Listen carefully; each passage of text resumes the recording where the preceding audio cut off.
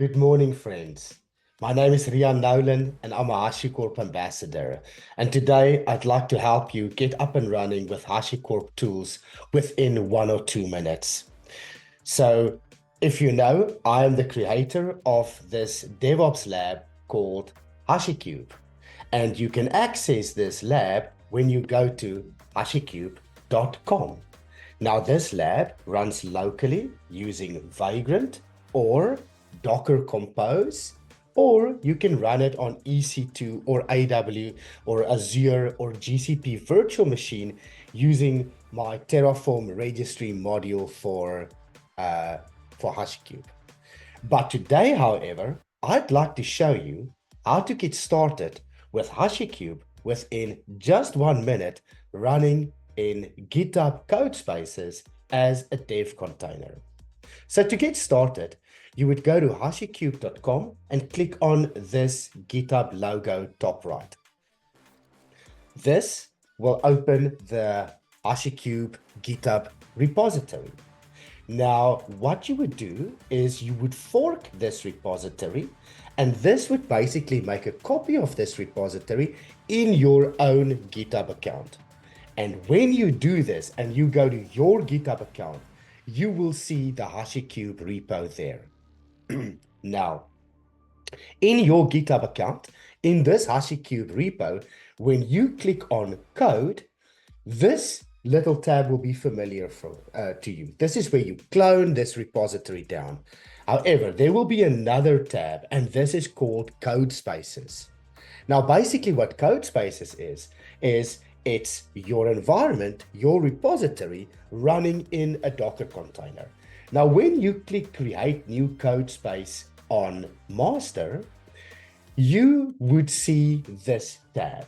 A new window would open with VS Code in a browser.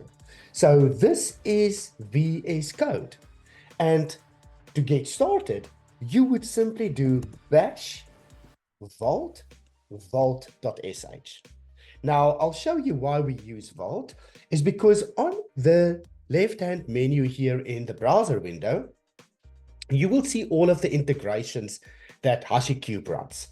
Now, primarily, HashiCube runs all the HashiCorp products, but we also run some popular open source integrations using Docker or Minikube for Kubernetes or GitLab or AWX, Ansible Tower, and MySQL for a database to see how Vault can help dynamically create these users, and so on and so forth.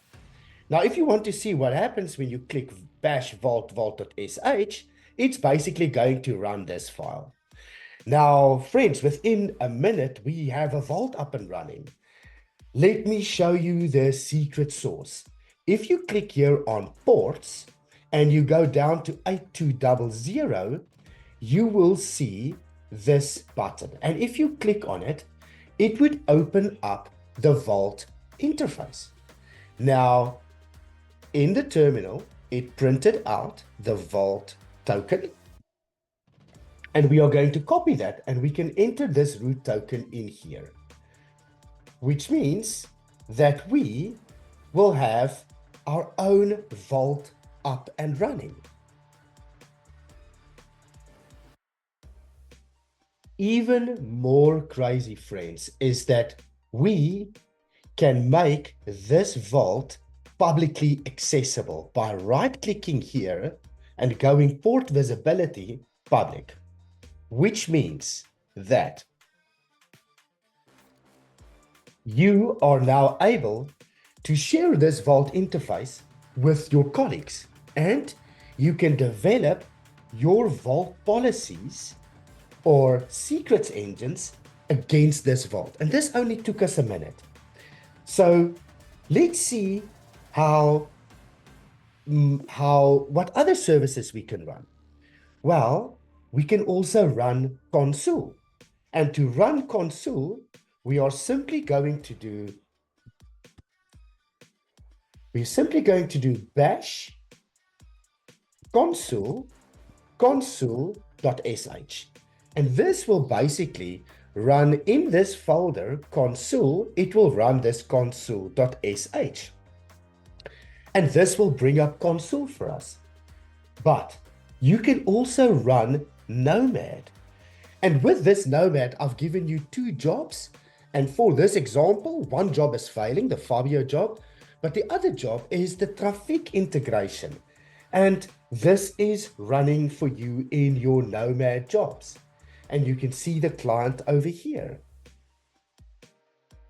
But we can also run Boundary in this GitHub Codespace. Now, lastly, let's run a little bit of an integration. Let's see how Vault can help us manage dynamic users in MySQL. Now, you've probably guessed it. We are going to run bash database MySQL.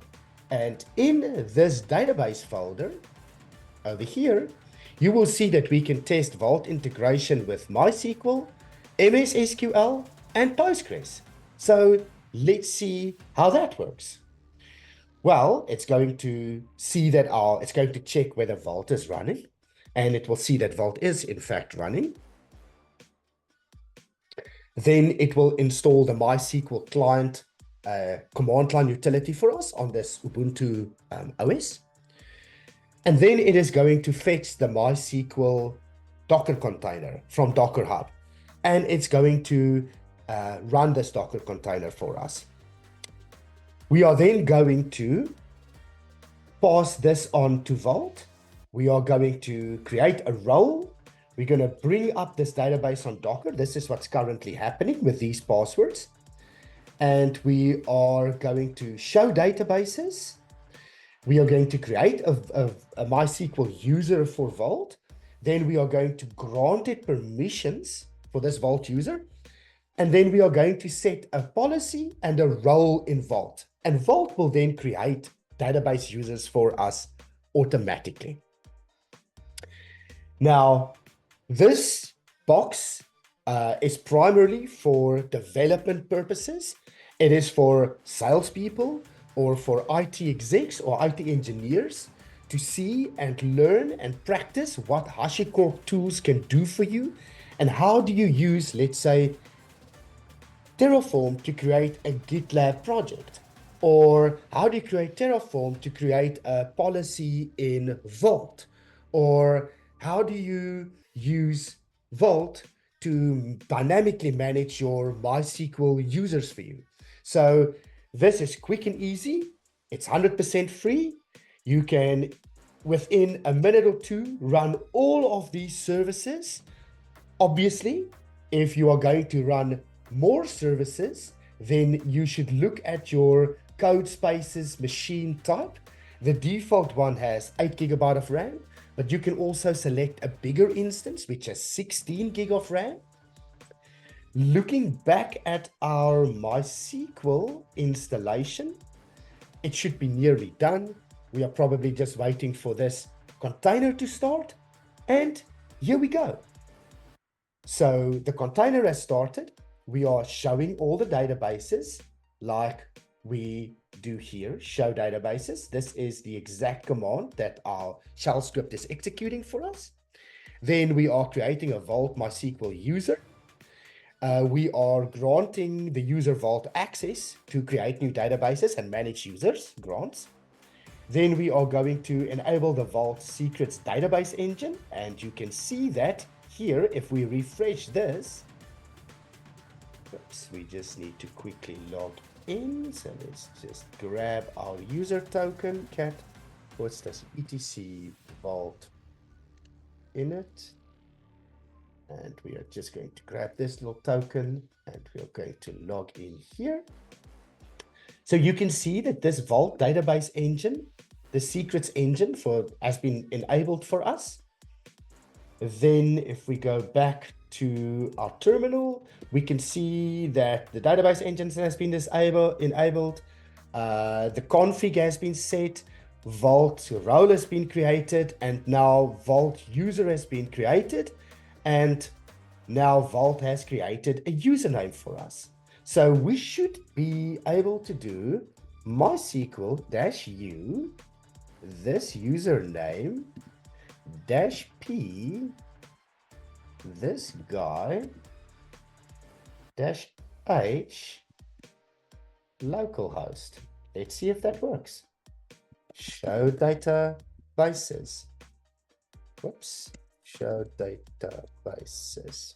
Sorry, my fingers are cold, so can't really type that properly. Well, there is the database. Now, folks, this user is set to expire in 5 minutes because that is what we said the TTL, the time to live for this user is.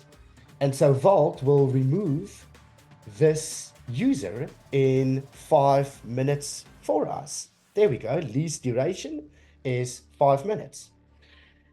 So, folks, in a nutshell, in a follow-up video, I will give you deeper understanding of what dev containers are, how you can use this in your own projects as well, and the benefits for developers that these code spaces and dev containers bring to the table. But I hope you have enjoyed this video as much as I liked creating it for you. Have a fantastic day and thank you so much for your time.